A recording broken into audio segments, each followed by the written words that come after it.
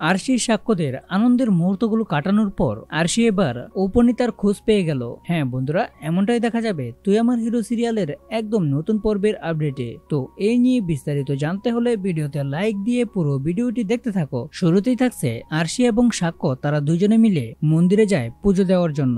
আর সেখানে যাওয়ার পর আরশি যখন পা পিছলে পড়ে যেতে যাবে, ওই মুহূর্তে সাক্ষ্য আরশিকে ধরেও ফেলে।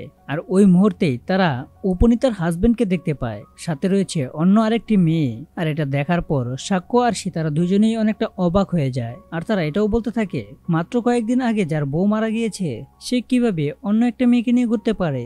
সাক্ষ্য তখনই খেয়াল করে দেখতে পায় মেয়েটি তার 3 আঙ্গুল দিয়ে খাবার খাচ্ছে, আর যে কাজটা করতো উপনীতা। আরশিও তখন মনে মনে বলতে থাকে, সত্যি তো উপনীতাও তো এভাবেই খায়। তো বন্ধুরা, এবার কি আরশি তাহলে উপনীতার চালাকি বুঝতে পেরে উপনীতাকে ধরে ফেলবে?